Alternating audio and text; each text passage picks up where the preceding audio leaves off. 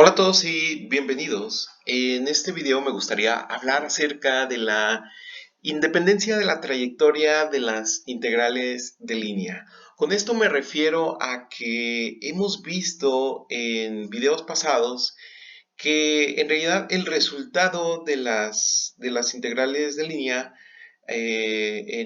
bajo condiciones, por supuesto, específicas, no depende de la trayectoria que tomemos. Es decir, nosotros podemos elegir la trayectoria que más nos convenga o que más se nos facilite para resolver esta integral de línea, y esto no debería de afectar el resultado.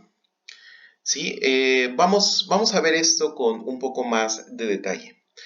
Vamos a suponer que tenemos C1 y C2, las cuales son dos curvas suaves por partes, que se denominan trayectorias, que tienen el mismo punto inicial A y el mismo punto final B. Sabemos que en general la integral sobre la curva C1 de f.dr no va a ser igual, insisto, no es igual a la integral sobre la trayectoria C2 de f.dr. Pero una implicación del teorema fundamental de las integrales de línea es que la integral sobre la trayectoria C1 de nabla f.dr va a ser igual a la integral sobre la trayectoria sobre C2 de nabla f.dr, siempre que nabla f sea continua. En otras palabras, la integral de línea de un campo vectorial conservativo depende solo del punto inicial y del punto terminal o del punto final de una curva. Ok, entonces en general, si f mayúscula es un campo vectorial continuo con dominio, digamos, de mayúscula, decimos que la integral de línea, es decir, la integral sobre la curva C de f.dr es independiente de la trayectoria si se cumple la siguiente igualdad. Si tenemos que la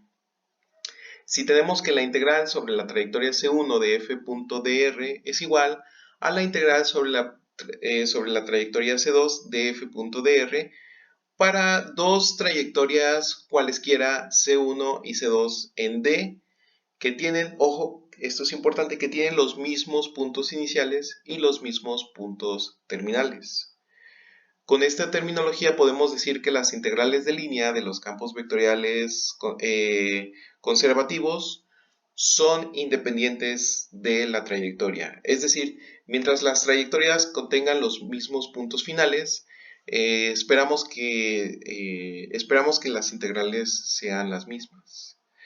Pero hay que agregar algunos aspectos adicionales. Entonces, una curva se llama cerrada si su punto final coincide con su punto inicial.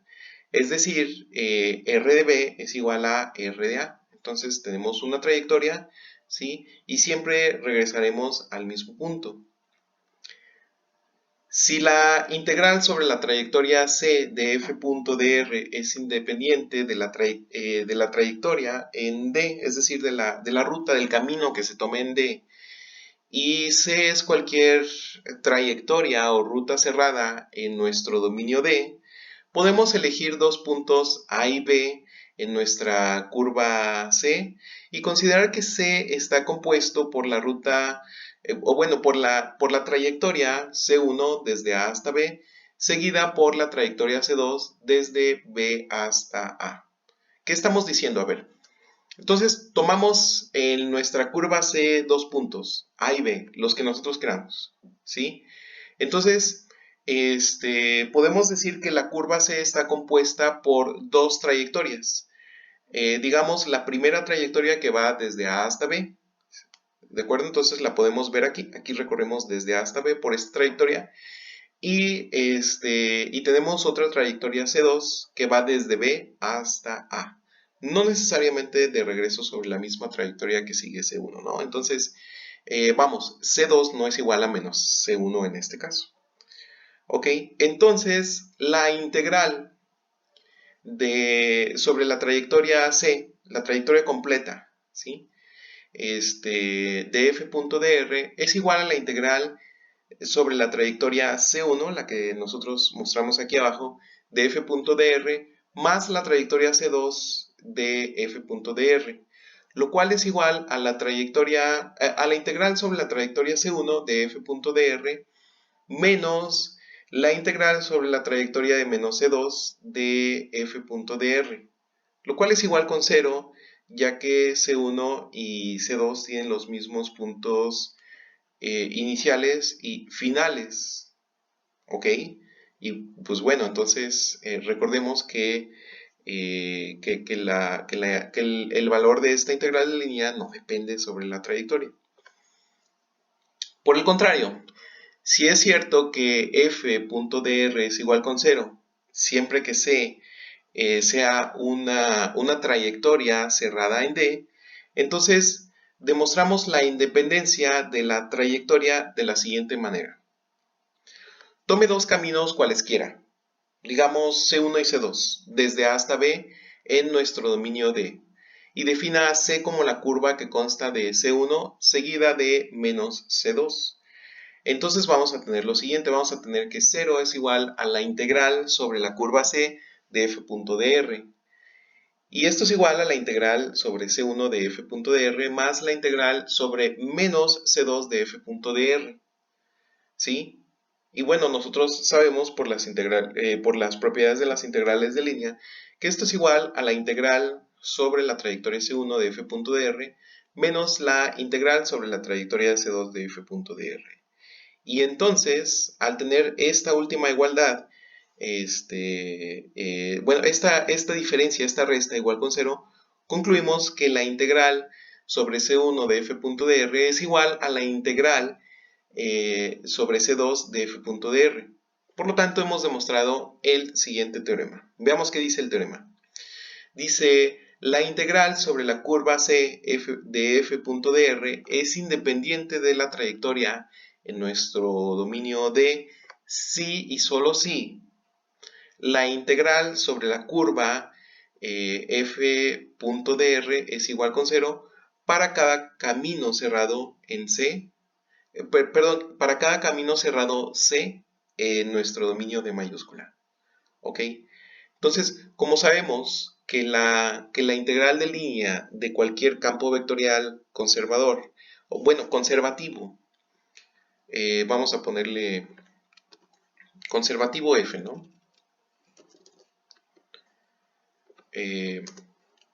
F es independiente de la trayectoria, se sigue que la integral sobre la trayectoria C de f.dr es igual con 0 para cualquier camino cerrado.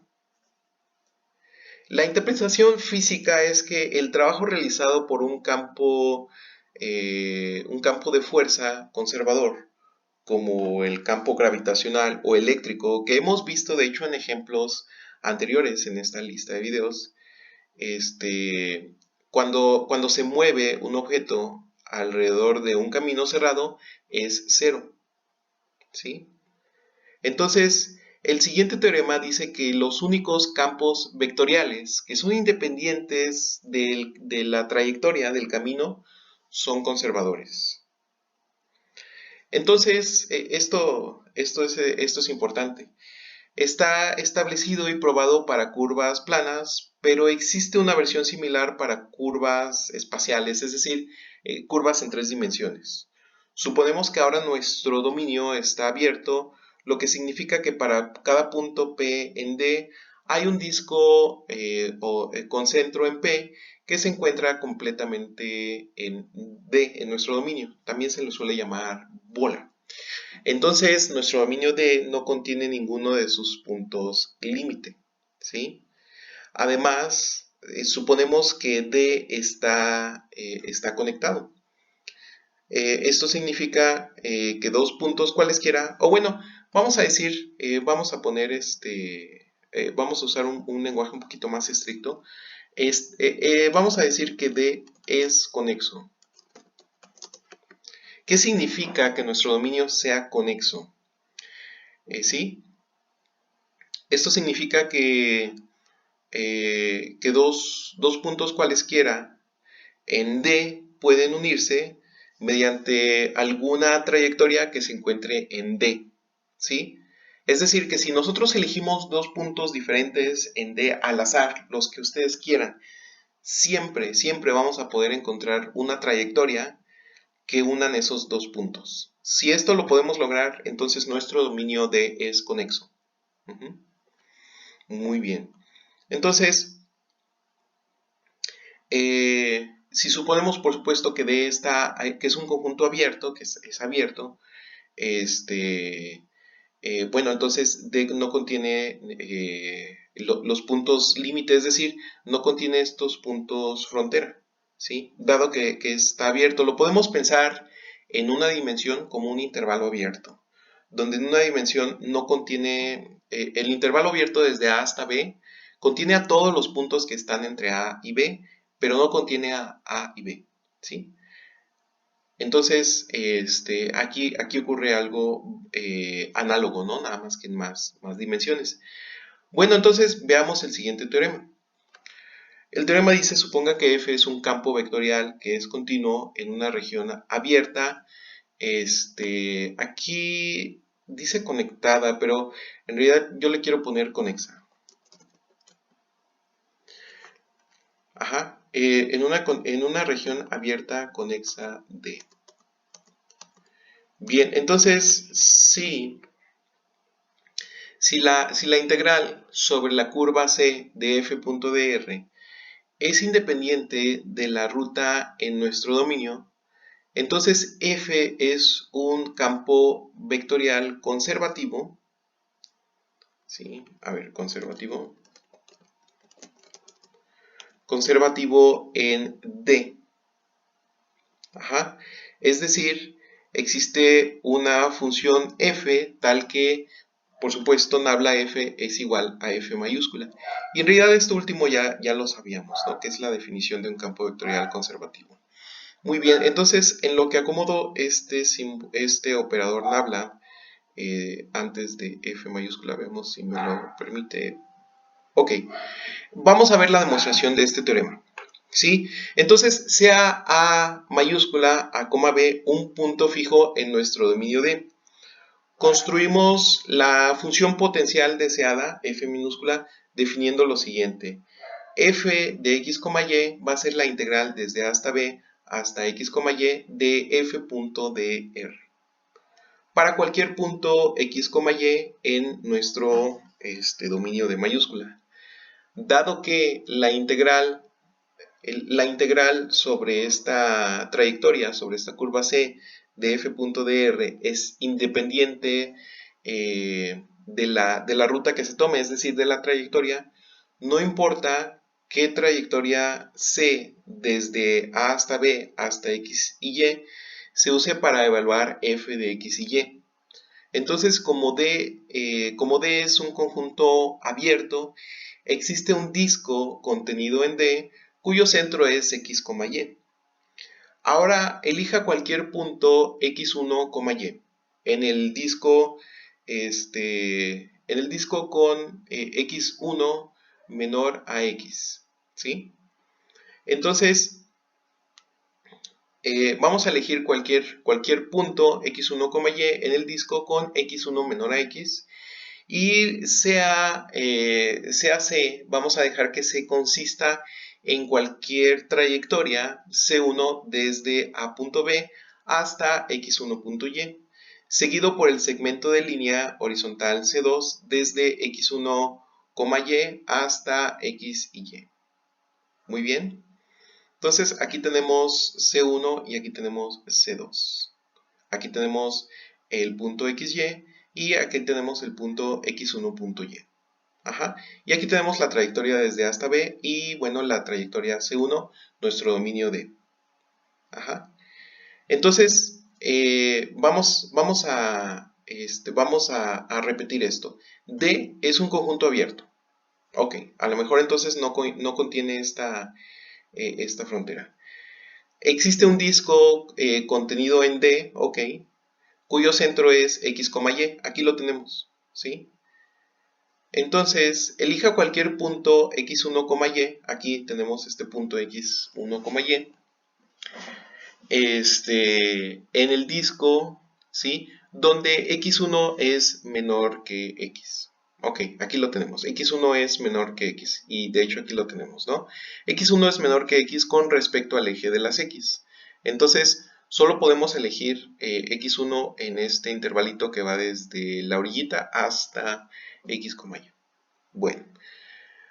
Ok, entonces vamos a decir que C, la trayectoria C, consiste en cualquier camino C1, ¿sí? Desde A hasta B, hasta X1, Y, seguido por el segmento de línea horizontal C2, este segmento C2, desde X1, Y hasta XY. Esto quiere decir que C, nuestra ruta, nuestro camino C, es en realidad todo el camino que recorre C1 y más el camino que recorre C2. Es la ruta total, ¿sí? Entonces, C empieza desde A hasta B y termina, por supuesto, en X, Y. Entonces, f de X, Y es igual a la integral sobre C1 de f.dr más C2 de f.dr. Y esto es igual a la integral desde A hasta B hasta X1, Y de f.dr más, dado que es toda la trayectoria C, esto va a ser la integral sobre C2 de f.dr. ¿Sí? La integral sobre C2, es decir, la integral desde este punto x1, y hasta el punto x, y. Bien, entonces observe aquí que la primera de estas integrales no depende de x, por lo que vamos a tener que la derivada parcial con respecto a x de f de x, y es igual con 0, y a esto le vamos a sumar la derivada parcial con respecto a x de la integral parcial sobre la trayectoria C2 de f.dr. Si se escribe a f como P mayúscula en la dirección I más Q mayúscula en la dirección J, entonces la integral sobre la trayectoria C2 de f.dr es igual a la integral sobre C2 de P por dx más Q de Y. Entonces, en C2 sabemos que Y es constante, así lo elegimos, ¿sí? Y de hecho se ve aquí en la ilustración cómo Y es constante en la manera en que lo construimos. Ajá. Entonces, dy naturalmente es igual con 0. Si nosotros usamos a t como parámetro, donde t corre en el intervalo cerrado desde x1 hasta x, se tiene lo siguiente, que la derivada parcial con respecto a x de f de x, y es igual a la derivada parcial con respecto a x de la integral sobre la trayectoria c2 de p mayúscula de x más q de y, y esto es igual a la derivada parcial con respecto a x desde x1 hasta x de p de t, y de t, lo cual es igual a p de x y y. Muy bien, entonces, por la parte 1 del teorema fundamental del cálculo de una variable, un argumento similar utilizado en un segmento de línea vertical, donde nosotros lo vemos en la figura a continuación, muestra lo siguiente. Esta vez, lo que estamos haciendo es que elegimos un punto x1, y1, donde y1 es menor que y, pero está en este disco. Ajá. Esta idea es muy similar. Ajá. Es muy similar. Noten ustedes que al inicio nosotros hicimos lo mismo, pero no para y, para x. Ajá. Aquí tenemos una línea totalmente vertical y en la ilustración anterior era una línea totalmente horizontal. Y a propósito lo elegimos así. Pero la curva C sigue iniciando en A, B y sigue terminando en X, Y. Los puntos finales son los mismos. El camino que tomamos es diferente.